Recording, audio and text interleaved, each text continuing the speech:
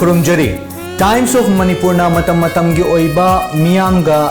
akhoi interact tawnabagi tanjama lawjaduna akhoi tongan-tongan ba guest kya pudun lakchabagi saruk amoina nasigi special show sida aikoina guest amakhak pudun lakchari guest asi Mr. National Universe haiba title asi lawduna aikoi Manipur khakta natana India pumbagi oina mai purkhraba adugumlaba guest aduni Kudol tamjage miyamda Mr. Vikas Usham Vikas po hanumaktada Times of Manipur gi studio da taram nokchari Vikas aham da lakchani si mamangai da Vikas ki achievement sing mayam ama laikhre aduga Manipur miyam nasu Vikas se kanano haibasi ayambana khangnaraga laikhre ba ngantani adubu akhoi ngasigi Times of Manipur gi sigumba special program si yengbiriba mayam sina henna mamutana khangnabagi damakta Vikas ki introduction macham dam pibiyo Kurumjari ay giming Vikas Usham ay Imphal East District ki manung chana laiba harau ro khungang da pokcharakpani mama giming na laimuzam Brinalini Devi baba giming na Usham Krishna Chandra Singh ko ay je angang oringai degi hauna adum haidi haksang phaba ko haibadi haksang phaba adum kai sports kumar pamcharakpa angang amani adagi class nursery to class 7 je ay pangai gi parimom na tamjare aduga matung tabada mama gi mapam ko lamding sida adum chaujare aduga Hujikna sum Gawada college tamduna adum modeling se tawraga ko sports khara ga tawraga adum daisare hujik Vikas na tapi hiba duda khoi gi education si khoi pari imum da tambire adugi matung da Thaubalom da amuk lakhre se masi Thaubalom da kari hen khudong chaba leibagi no da chakhibagi Thaubalom da lakhibagi maram se kari gobi da si je ai je class nursery to class 7 je pari imum khwai sing sam si da ko dum ke haini yamna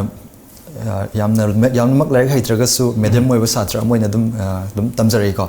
dogi matung ta bada class 7 ka ba sida nawai gi Manipur boycott tawgi baje sida class 7 je class phajana tawraktaba adagi ai gi pupujina khoi mama gi baba pupuje dum ai man ai dum senabi laik tamba khotpada ko man ai je magi mayum da lehelaga haidi khara hena thawai yauna ba ko ada thamduna class 8 9 10 je akhoi KM blooming khangabokta tamjare adum adum haidi ke haini Thawalom da adum chaure Thawalom ge mi je lekai am oina adum leire haitar aduga ngasai gi akhoi gi KM blooming sida akhoi matrix se pass tawbire adugi matung dadi kari school kari college sing dadi tambire ai je KM blooming sida ko first division da adum pass tawjare tawba matung sida khoi Comet School Sangangai khoi airport line level school sida 11 12 se tamjare doka layok fabadagi haidra honabadagi haidra sije dum ko first division dum pass tawjare ai yam nungai je aduga ngasai school akhoi class 12 se loyer matung dadi akhoi gi punsida satra ma gi punsida haije batare khoi digi henna chawba turning point ama magi life ki career sem gadaba turning point ama lakadoni hairiba matang sidadi karamba college ta kamaina changi bano aduga karamba college ta tambiri kari trade ta karamba subject lobire ai je ke haini karamba da chatkadage haibagi chamamna ba amadi dum leire aduga khoi gi mama pupu hoina honabiduna ko haibadi NDA gi exam aduga engineering gi medical gi adagi agri gi haiba exam ka ama thare ko exam thaba sida khoi gi GMen engineering gi da ko ai je pass tawjaraga Manipur ragi representative oina haibadi ami ahum katang thagadaba mi ahum thagadaba se Goa College of Engineering sida ai je electrical and electronics engineering gi oina chatlaga Manipur ragi chatlaga tamjare aduda electronics and electrical si isana pamaga tambi khibra aduga masi khan khibegi akoi tongan ba engineering da su khoi electronics lady civil lady computer science lady tongan ba trade ma'am lady na ko hari ba sing si khan da na khoi electrical khali se isana pamjabagi khan khira masi kamai khan gi ba samlo porin thaibi masi je isana yam pamjabadi natte adubu haibadi aigi ahanba option je kaino ne Guwahati da ne Guwahati da oiragadi koi civil oigadaba aduga Goa gi da piba je Manipur macha da di electrical khata piba aduna Guwahati da di fangaktre haibadi maki matung ina pirakpanina electrical da oina Goa da khallaga ko Goa da oina adum chachabane yam nungai je akhoi gi Vikas ki akhoi gi punsi da akhoi gi angang oringai di horokpa matam da karam school da college da education system se karam college da tambire se mari chupna tapi beno ta thagachari makha ta da akhoi na lakchani si handak da akhoi Bangkok da pangthokhiba Mr. Nation Universe हाइरिबासिदा title holder ओइबिरे हौजिकसे अदो मसी ओइरगसु ममांगदा मसी फंगद्रिङैगि ममांगदा तोंगा awards achievements मयाम अम लेबिरमगदि थजे हाइरिबसे करम पनबे याबा awards achievements सिमदि लेबिगरे awards से कयाम लेरेको हाइबदि class 11 12 सिदा एजे gym से खरगा सानबा सम हौजरे द सानबा हरबा मतुंग सिदा गवादा चंगबा मतुंगदा गवादा हाइबदि स्पोर्ट्स से मणिपुर दौनो गवाजु दम स्पोर्ट्स दम इन बाय तारेको स्पोर्ट्स याम थवाय याव लमम ओइरमे ओइरमबजिदा कोगी कॉलेज इंटर कॉलेज कंपटीशन हाइबा कॉलेज अमगा कंपीट तौनाबा हाइबदि कॉलेज अमगी माइ पुरक हाइबजे अखोजे दम पामिको अदुना आइजे इमानबा खरना आइजे सानो खनबा पामबनेना मोइना इंट्रोड्यूस तौबिरे पावर लिफ्टिंग दा दगी इंट्रोड्यूस तौर मतुंग चाही अनि ट्रेन तौर मतुंग 2018 गी कोई अगस्त की थाजिदा आइजे अखोई कॉलेज की रिप्रेजेंटेटिव ओइना थोए थोगा पावर लिफ्टिंग जिदा आइना खनबदि आइ कैटेगरी द गोल्ड मेडल लोगे खलगा चचाबने अदु लाइक फबदगी आइ कैटेगरी खतदा नतना ओवरऑल कैटेगरी को champion of the champion strongest man title हाइबा अवार्ड अहन बोइना फंगकी हाइजे यामना का हाइनि याम हराव पोखे दु मतमदा आइना एक्सपेक्ट तौदुगी हेना वांगना फंगकपदो अदुगी मतुंग ताबदा September का 2018 की Goa state level men's physics championship सिदा अमुक सेकंड प्लेस फंगे फर्स्ट दी फंगक्तरे सेकंड प्लेस फंगे लोजी दम आई पेंजरे दम हाइबदी आईदी पावर लिफ्टिंग सचबनी अदु बॉडी बिल्डिंग अहान ट्राई तौबनी नको दगी मतुंग ताबदा 2019 की मार्च बेस्ट बॉडी चैंपियन हाइबो का बेस्ट बॉडी कार्निवल इंडिया की हान हानबा कैनोजर कंपटीशन जिदा आइना around 2500 competitors bu haibadi mighty of fiduna India gi oiba ihan han best body champion ka oiraki adu oiba matung sida eje megi tang ama sida Hyderabad ta pangthokpa man of the world India haiba competition sida Mr India Grand Universe title phangzare haida title je phangaba matung da title je phangaba matung da eje represent India represent toroga haid international competition is atoine si phangaba matung jidagi aina huziki Mr National Universe 2019 je si chacharaga National University da amuk winner oijarakpani yam nungaise wari se taw matamda khoi mar yam chumna takpiri wari se aduga akhoi yam ngchari se akhoi ngasa ai mamang da takpi ki bada akhoi masa mo fana leiba se yam pam sports yam pam na takpire sports yam pam mi mana modeling da kamaina changa khibno aduga modeling si kayam kuina tobira matung da haiba titles phangbira khibno ai simtang khumi hangani ai yam chumna haijage si je ai je sports pamjaraga su haibadi class 8 9 10 dagi hona dum haibadi isa nanna leiba khotpa dum pamjare haibadi isa ju wang chawbanina mina sidum hai nang modeling try to haidana adabu study ga haibadi kahani sana khitang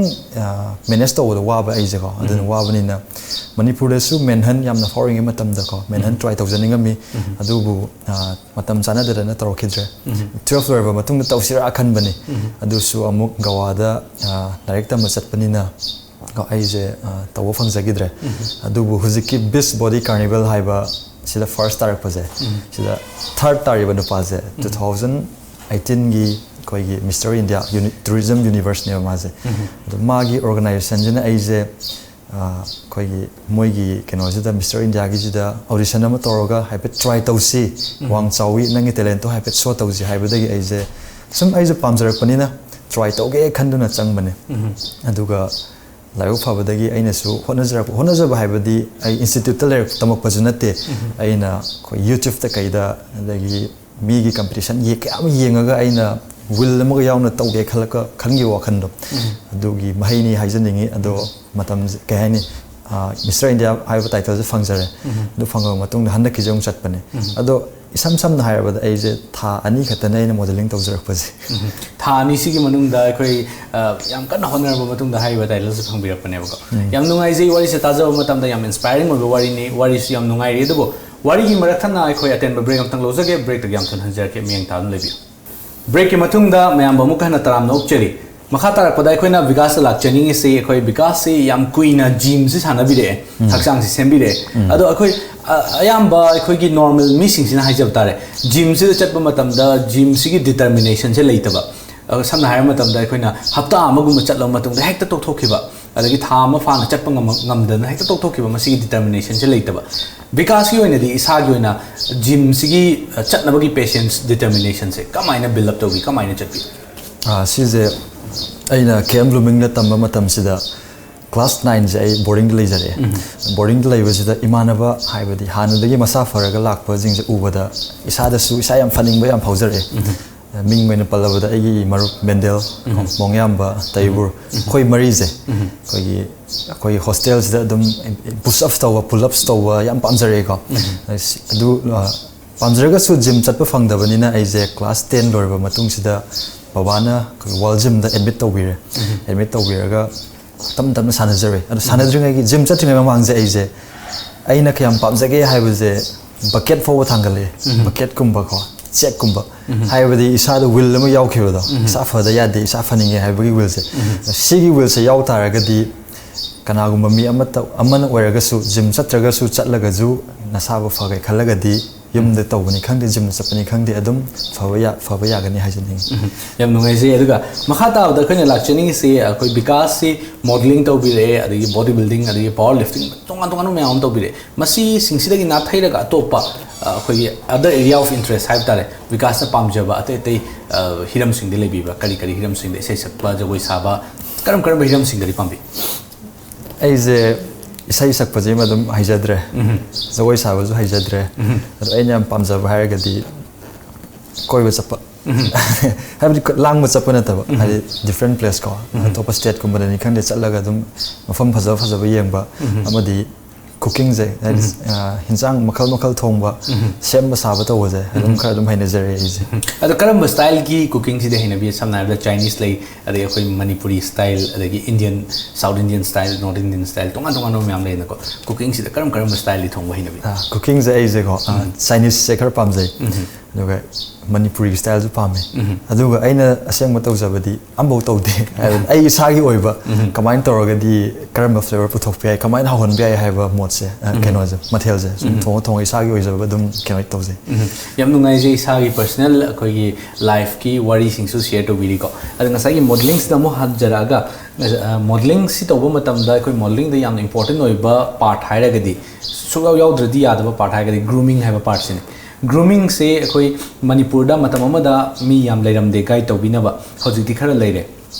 adu sigi grooming haibasi modeling de yaudabi yadabni na Vikas ki oina di 2 months khatang modeling torok pasu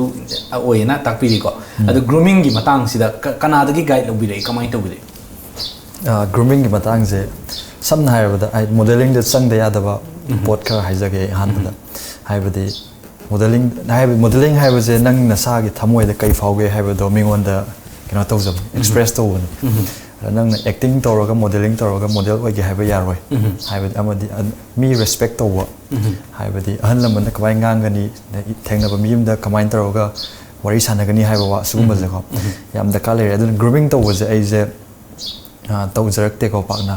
haibadi han tamaktabani na ko institute kumbada adubu aina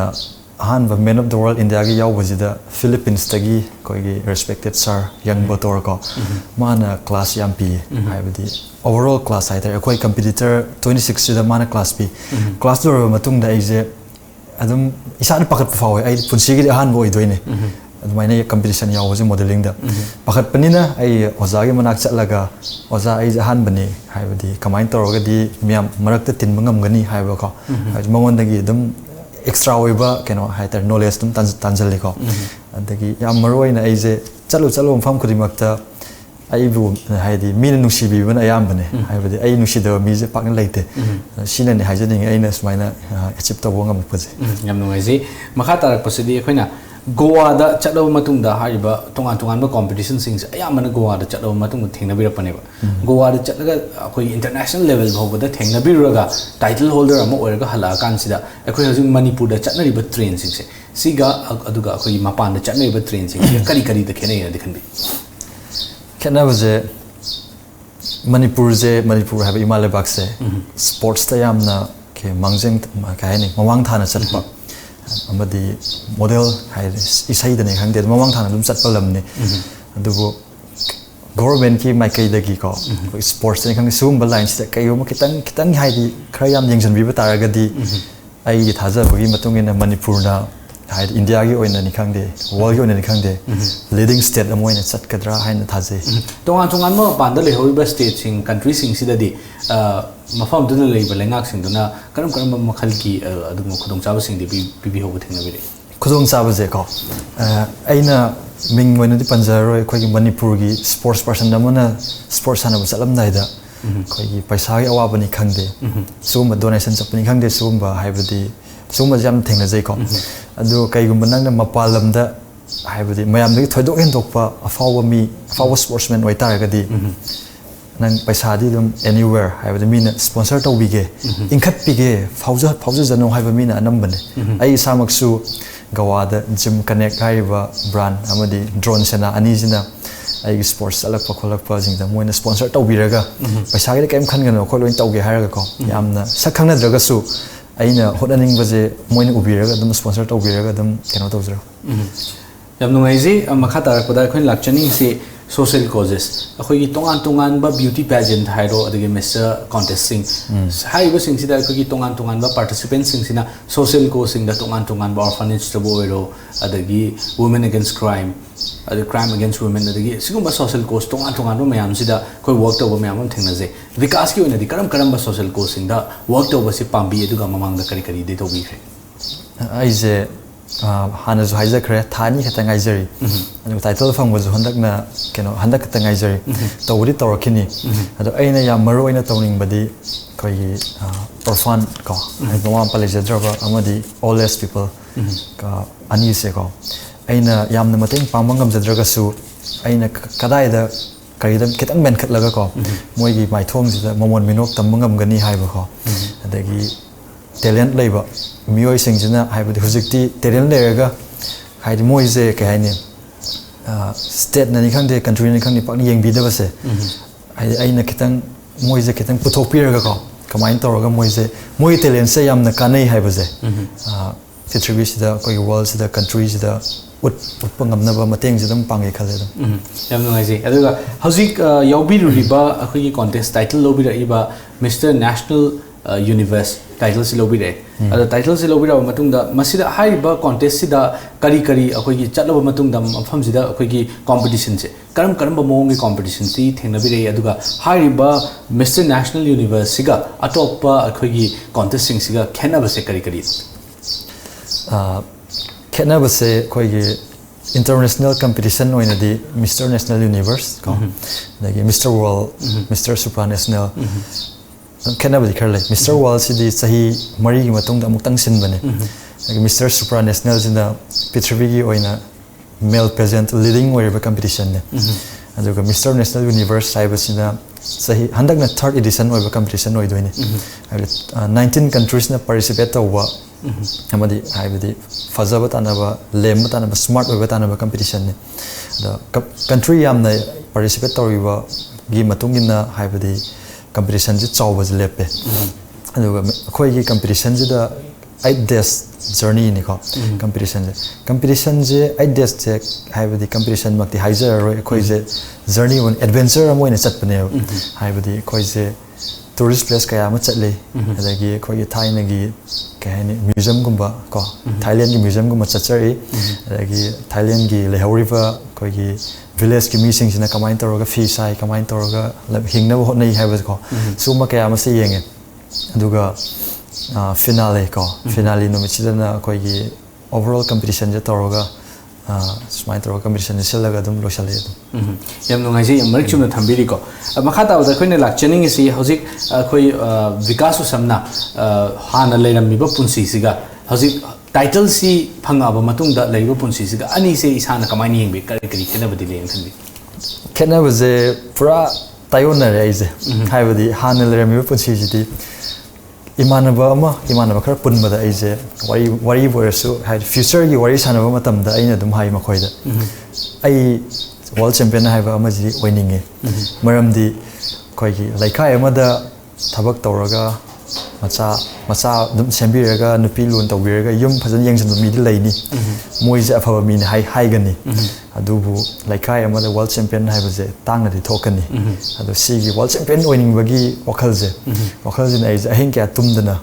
haidi karamba line da chatlaga di kamai taraga fauni haibase sina maram oiraga na ai ngasai haidi powerlifting, bodybuilding, weightlifting, kaya tungan experiment si yang zerai ni. Jadi ayun isada kamai terus kacane. Karena mereka cat lagi di kamai terus fawu ni, hai berseko. Ada model tahu zeraga ize, semuanya world champion ize ko. Ada oya bermatung sudah ize han isada tumba yara kita ba, ahing kaya tumba yara kita ba wakal zingdo. Fizikti kem terlaitre ay fizikti dum harau bagi sarung atane hajuni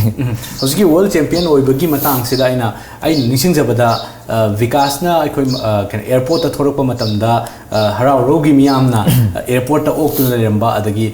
khoi pokna fam harau ro sida la matung da mafam du da yam chawba khun punna yawba adum ba reception ama tawkhiba aduga adugi matung da mo isai nongmai gi thoram sing tawdana vikas putaram okhibagi khoi thoram achawba ma pangthokhiba male masi matang da wari khadan thambi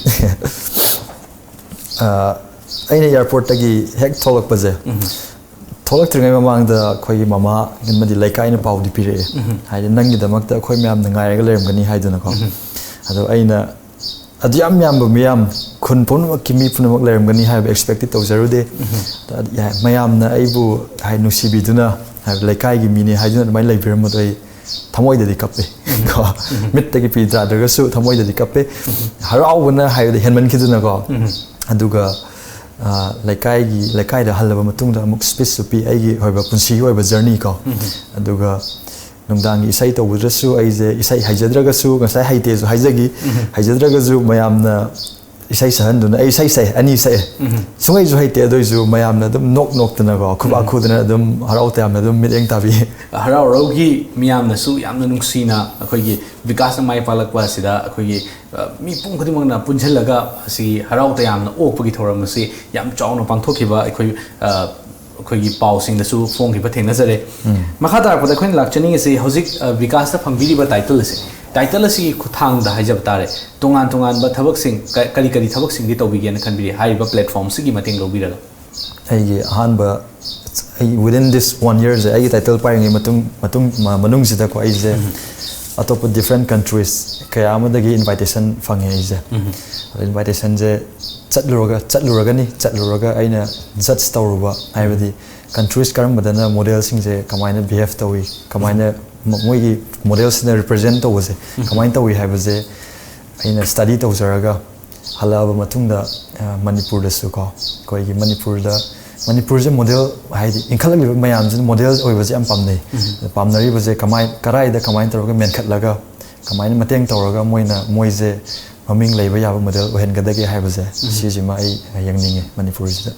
yam ngai je haibaje da su mai pak pasu no bio na tom tv mai kai gi thamjari makha ta da khone lakchani si khoi model mo eraga modeling gi khoi pageant competition sing europa matam da designers makeup artists so idma ki tongan ba mayam ma khoi thengna biram lagani karam ba makeup artist sing karam ba designer sing di work to mina khibale designers je ai gi di han ba soi doine ka ya ke haini ai ga khangna ba sunate baspan pangabam ko ya ri poktagi ma facebook ki friend ni ai ga maze aina khoi man of the world talk tring ai mamang dum hafta mo waling ai da aina mon call to wona baspan ai je khoi gi manipur represent outdore ko aduna ai maitai gi oiva customer pami haiduna ko da mana aina si pami haibadi haidre ideas later banina adu mana fadana sembiraga ai gi marup nopok ngam bagi mateng lawraga mawani na tanaraga engonda tharak pani kai ngotor aduga koi gi international gi sat pasi ju koi baspan da dum tanai haije haiba international da aije india represent of the taraga ju ai gi sas manipur haiba mingama thari banina kamain toroga india su saruk yahon sige haiba khan bajida koi peacock national bird peacock se peacock oina national custom je sajaraga manipur amadi india ani ma ku represent tawzaraga sumaina maga work to winner e basman ga aduga makeup se ai hana dagi kebagi ideas lai jarakte kesu character Man of the World India gi competition jida moi gi leramba makeup artist na adum kebire adu handaki international sida jo adum leramba artist na adum kebira ga adum mapan gi artist sing na adum kiraga adum pangthokre yam nungai se aduga modeling sida khoi hosi khong thangjin bire adagi fitness model haijab tare ko fitness model on bire aduga hosi hosi chanari ba manipur gi oina yeng ba matam da manipur da chanari ba trends masida afaba bu oiro fataba bu oiro kari kari observation sing di thengnabi aduga hai ba akhoi hawgalakadori ba model oiningi ba experience sing se masida kari kari wafam sing di thambini koi fitness model ko body builder sing da hana haijage haibadi isa fage hairagadi will lama changi will je changbagi matungina nangna gym na chalak workout tawada bane workout tawba khata jinatana sanarba dugi matungina su chinjak sabagi keno darkar sulai ko do chinjak sanabaga ani je kahani chanar kan hakchang je farak da bane farak fatte haiduna koi steroids caption ba hormone ke asizna baje simadi fatte haijaningi ko haidi sizna da mi laita basnate mayam ke am siznari sizna ba taragadi next level da world level da ko sizna ge hai taragadi ko next level da yohon ge hai tar sizna ba dum yai haijaningi ko aduga fit oina lege haragadi sizna bida ko koi naturally ai samak naturally 5 years natural da sanaraga fitness model champion jo ojare ibani sizna ba kaya du su defeat tawraga tawge khallagadi ngamde haibaje leite ko aduga model sing da haijaning badi model oininge haiduna koi gi pangthok thok paje sima ju fatte oininge haragadi kitang study tawbiraga ko haibadi idea du leiraga aina aingwanda kamai masana masa study tawse yam da ka le ai je kai da watli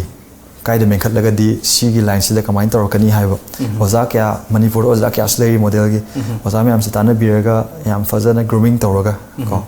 thola agadi koi gi stage performance fazarakani lagi mayam nasu yengbrasu dum nushini ko main thamningi makha tarak pasidi khoi loisan jarak pagi saruk thai jaba tare nga sai khoi wari se am serious oina sabani na kitang wakhal se light oina ba khoina round ram khap sabani tom gi wahang adom gi bakhum haina khoina keno tau jabani maming thon jabani hai basida khoina aina somda question si yam thuna hangjarak pa som thuna khumbirak pa adu gi round ni munna tabiyo ai question ha mas hangjarake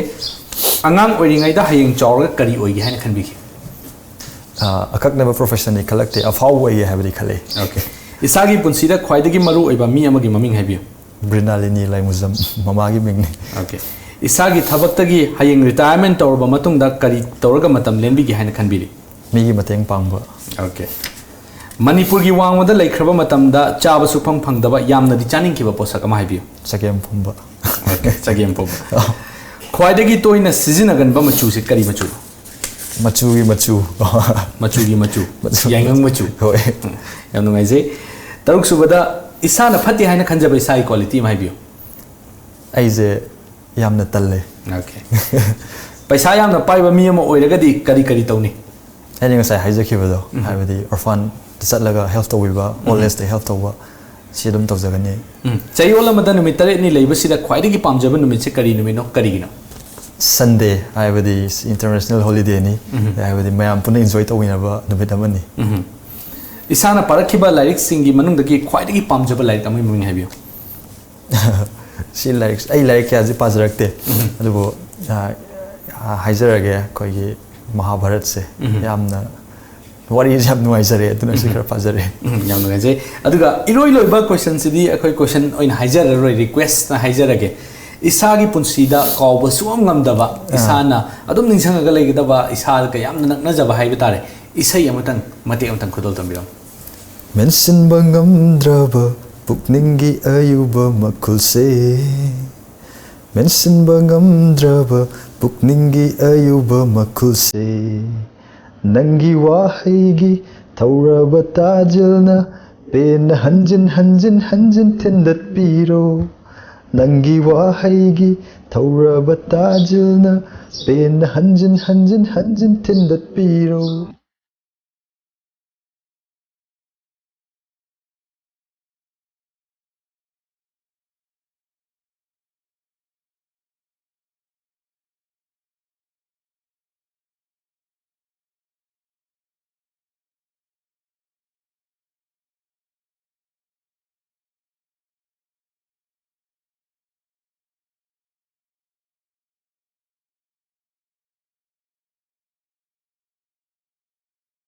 ꯃꯗꯨꯅ ꯍꯤꯡꯕꯒꯤ ꯃꯃꯜ ꯂꯦꯞꯂꯒꯦ ꯂꯣꯏꯁꯟꯖꯔꯒꯦ ꯏꯁꯩꯁꯦ ꯍꯩꯇꯕꯅꯤ okay मेंसिनबा ngamdraba thamoigi makhul adubusu मेंसिनबा ngambiro haibase haizaraga adongi chillaba matam kya kaithopiduna akhoi studio da lengbirak bidamukta akhoi